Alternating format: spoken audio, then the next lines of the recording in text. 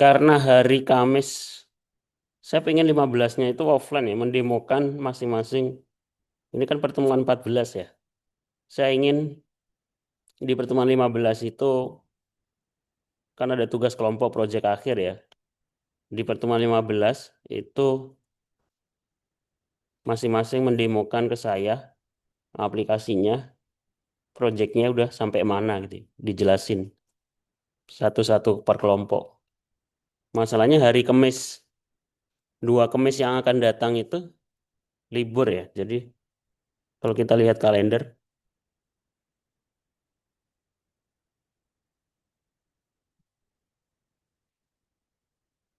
kalau kita lihat kalender, sekarang tanggal 18,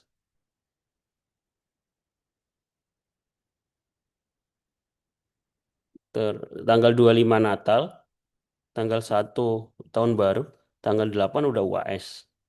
Tapi pertemuan 15 harus tetap dilaksanakan. Dan saya nggak pengen online, offline. Jadi saya pengen ganti hari. Makanya saya pengen saya tampilkan jadwal kelas ini ya. Ternyata kelasnya beda-beda ya. Kriptografi hari Kamis.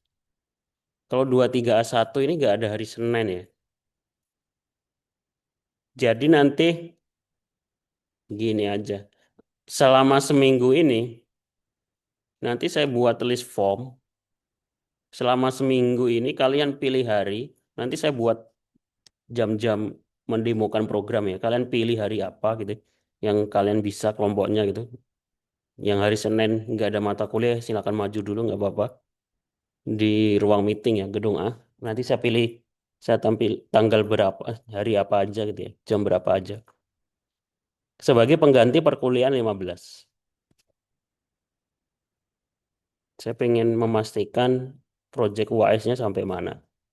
Karena kalau saya cek di form yang saya buat, belum semuanya mengumpulkan kelas A2 ya. A2 baru saat UMKM City Furniture, keamanan data furniture. Kayak gini kan aplikasi enkripsi AS untuk keamanan data. Jadi saya kan pengen nanya detail. Ini keamanan yang dimaksud itu sisi apanya? Terlalu umum ya. Kalau judul keamanan ini terlalu umum. Harusnya detailnya lebih detail. Ini baru 2 kelompok ya mengumpulkan dari satu kelas ini. Jadi makanya saya pengen semuanya ketemu saya di gedung A. Aplikasi enkripsi manajemen data. Ini kan detail ya. Maksudnya yang dienkripsi manajemen data pelanggan.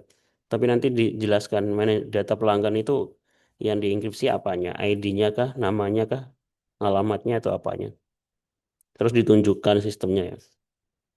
Terus penyusunan jurnalnya sama pembuatan poster. Saya pengen memastikan itu semua. Jadi untuk kelompok lain yang belum mengumpulkan, silakan. Karena waktunya terbatas. Oke, untuk hari ini saya akan bahas tentang pengujian kriptografi. Jadi setelah melakukan implementasi kriptografi, mengenkripsi entah itu data pelanggan atau data alamat atau password ya, terus diuji. Kalau dalam penelitian itu di bab 4 itu kan ada pengujian. Kalau aplikasi kan ada pengujian black box sama white box, pengujian user acceptance test dan lain sebagainya. Kriptografi juga ada pengujiannya. Pengujian ini untuk memastikan apakah kriptografinya bagus atau enggak gitu ya. Ada nilainya nanti. Dan nanti ditampilkan di kesimpulan sebagai kesimpulan. Jadi kita bisa ngomong baik atau enggak itu bukan dari menurut kita ya, harus ada parameternya dengan metode penilaian. Yang pertama ini avalanche effect. Pengujian kriptografi ada 4. Apa itu avalanche effect? Avalanche effect adalah fenomena di mana perubahan kecil pada input menyebabkan perubahan besar pada output. Algoritma kriptografi yang baik, jadi nanti di kesimpulannya itu kalian bisa menampilkan bahwa kriptografinya itu baik atau enggak. Berdasarkan nilai yang hasil pengujian ini. Sekitar 50% bit hasil enkripsi juga berubah. Itu ini ada parameternya 50%. Tujuannya untuk apa? Tujuannya untuk mengukur sensitivitas sistem enkripsi terhadap perubahan kecil, menjamin bahwa pola pada plaintext tidak mudah ditelusuri dari ciphertext. Contoh, kalau langsung contoh, rumusnya ya. Rumusnya mudah ya. Jadi nilai Avelin effect itu didapatkan dari jumlah bit yang berubah pada ciphertext 1 dan ciphertext 2 dibagi total jumlah bit dikalikan 100. Contohnya jika panjang ciphertext adalah 64 bit, ini jika ciphertextnya adalah biner ya, biner 64 bit dan perubahan 1 bit pada plain text menyebabkan 31 bit ciphertext berubah. Maka pengujiannya adalah 31 dibagi 64 dikali 100% sama dengan 48,43%. Nilai ini mendekati 5%. Artinya algoritma ini memiliki, jadi di kesimpulan nanti ditampilkan bahwa nilai Iveland effect adalah 48%, artinya cukup baik kriptografinya. Seperti itu ya. Ini metode yang pertama. Tadi kan ada 4 ya. Sama seperti steganografi kemarin kan, ada pengujiannya menggunakan MSE dan PSNR. Terus pengujian menggunakan karakter error rate. Jika enkripsinya itu berbasis karakter, bukan error, bukan biner, kita bisa menggunakan CR, karakter error rate. Karena nanti ada bit error rate ya, yang berbasis bit. Karakter error rate itu sama, mirip seperti tadi. Jumlah karakter yang berbeda antara dua ciphertext dibagi total jumlah ciphertext dikali 100. Contohnya ciphertext pertama ini ya. Kita mengenkripsi sebuah teks, kemudian dua teks itu berhasil kita enkripsi. Hasilnya ada perubahan dikit. Ciphertext kita pengen menghitung dua ciphertext ini perubahannya bagus atau enggak gitu. Ciphertext pertama, ini ciphertext kedua. Ternyata hanya perbedaan dua karakter dari 12 karakter. Ya tinggal 2 dibagi 12 dikali 100. Nilainya 16,67%. Nilai CR yang tinggi, sistem kritis sensitif terhadap perubahan input lebih aman. Nilai CR yang rendah, perubahan input tidak berpengaruh, mudah ditebak. Dari nilainya ini kelihatan, ini mudah ditebak ya, karena cuma 16,67%. Standarnya sih 50 ya. Kalau bisa lebih tinggi lagi. Entropi. Kok tiba-tiba entropi? Bit error rate. Nah, perbedaannya kalau ini bit ya. Sama seperti tadi. Bit error jumlah bit yang berubah dibagi total jumlah bit dikali 100. Jika plain text berubah sedikit dan hasil berbeda 40 bit, dari total 128 bit, dia tinggal dibagi 40 dibagi 128 kali 100. Parameternya idealnya sama ya, 50%.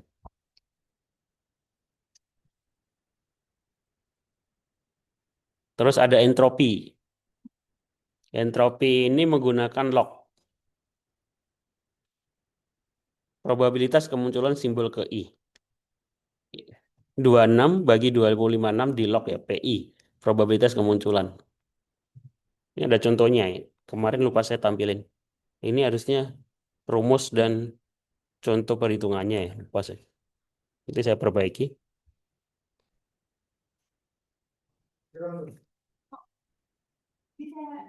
Contoh perhitungan yang pertama ya. Saya kasih contoh. Di sini menggunakan, kalau nggak salah ini Vigener-Cheever ya. Avalin effect.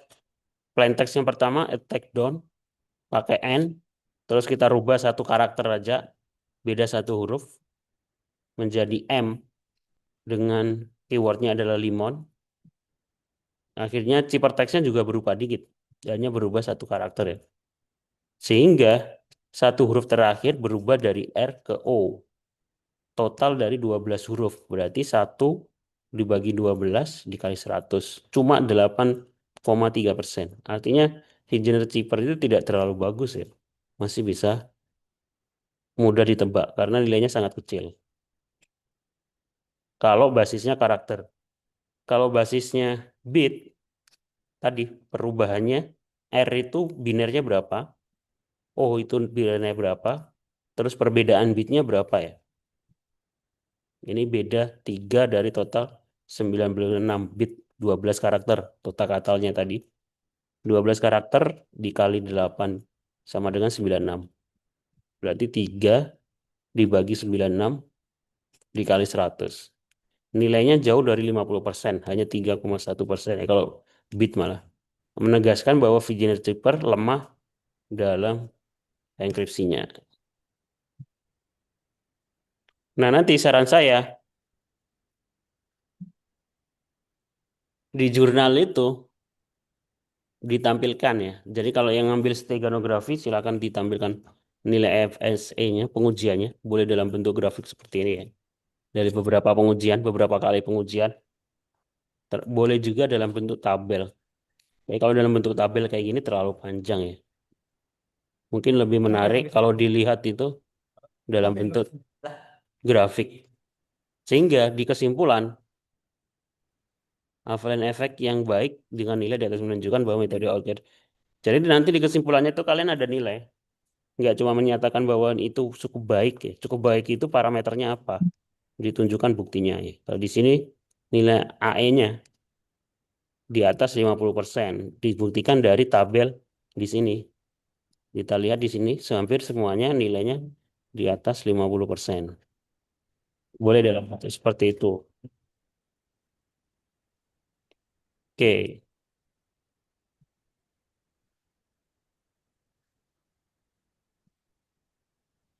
sampai sini ada yang ditanyakan?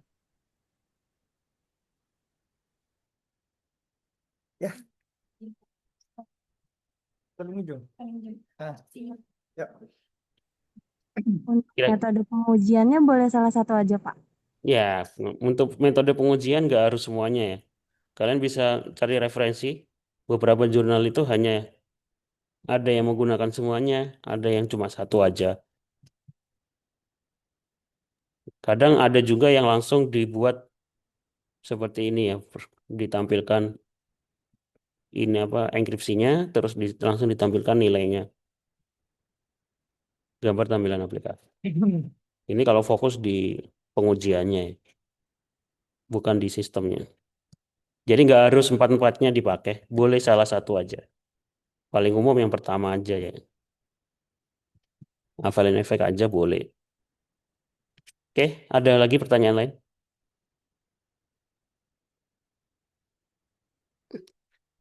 Di skripsi Bapak juga nanti izin seperti itu bertanya. ya, harus ada pengujian. Ya, Bapak izin bertanya. ya, Untuk publishnya itu harus sebelum UAS atau sesudah UAS ya, Pak? sesudah. Kalau sebelum terlalu mepet ya. UAS-nya kan awal bulan. Baik, Pak. Terima kasih. Sama-sama. Yang penting disiapkan dulu penulisannya sama jurnal sistemnya. Jadi nanti, insya Allah nanti di Saintek Fakultas Teknik akan dilaksanakan tanggal 14 Februari. Tapi submit jurnalnya itu udah dimulai tanggal 22 Desember. Kemarin habis rapat, 22 Desember nanti sudah bisa submit. 22 itu 4 hari lagi. Jadi yang pertama 22 Desember itu submit abstrak dulu ya. Nanti full papernya itu setelah itu.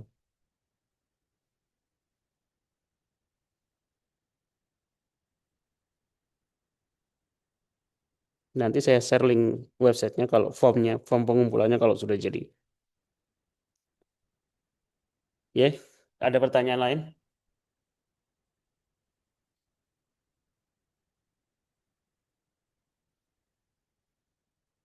Ini pertemuan 14 ya, jadi pertemuan 15 itu kan 2 minggu ini Kamis. 2 minggu ini berturut-turut Kamis Jumatnya kan libur ya. Jadi pengganti pertemuan 15 itu adalah mendemokan masing-masing kelompoknya ke saya, menunjukkan sampai mana ya. Itu sebagai pengganti perkuliahan 15. Jadi nanti saya buat formnya, nanti yang sudah demo, saya tampilkan siapa aja kelompoknya, yang belum siapa aja ya. Jangan tiba-tiba nanti UAS belum jadi apa-apa. Oke, waktunya kan ada 2 minggu lagi ya. Mungkin waktunya ini 2 minggu itu untuk mendemokan. Nggak harus selesai, tapi tunjukkan udah sampai mana ya. Biar nanti saya bisa ngasih masukan. Oke, ada pertanyaan?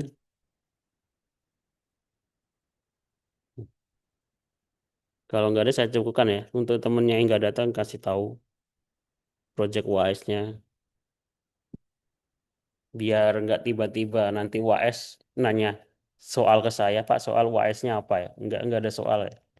Soalnya ya buat project ini. Nanti disuruh lihat rekaman perkuliahannya yang nggak datang. Terima kasih, saya akhiri. Assalamualaikum warahmatullahi wabarakatuh.